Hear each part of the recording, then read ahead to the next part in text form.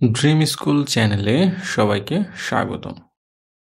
আজকে আমাদের আলোচনার বিষয় ষষ্ঠ শ্রেণীর বাংলা বইয়ের ২৭ পৃষ্ঠার অনুচ্ছেদ লিখে বিশেষণ খুঁজি। কোনো একটি বিষয় নিয়ে ১০০ শব্দের মধ্যে একটি অনুচ্ছেদ লেখো।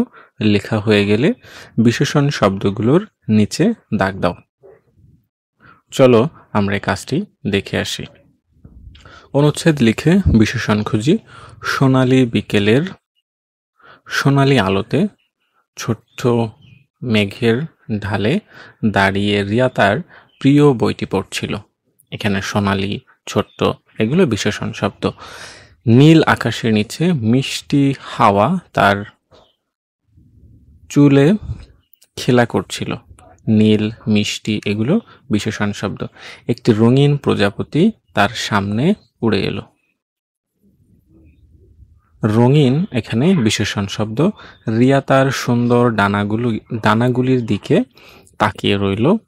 এখানে সুন্দর শব্দটিও বিশেষণ শব্দ। প্রজাপতিটি ধীরে ধীরে দূরে চলে গেল। রিয়া মনে মনে ভাবল, প্রকৃতির এই ছোট্ট উপহারগুলো আমাদের জীবনের প্রতিটি মুহূর্তকে কতটা আনন্দময় করে তোলে। এখানে আনন্দময় শব্দটি বিশেষণ শব্দ। শিক্ষার্থী বন্ধুরা, আজকের আলোচনা এই পর্যন্তই। আগামী ক্লাসে আমরা নমুনা ৪ নিয়ে আলোচনা করব। আশা করি তোমরা আমাদের চ্যানেলটি সাবস্ক্রাইব করে আমাদের সাথেই থাকবে।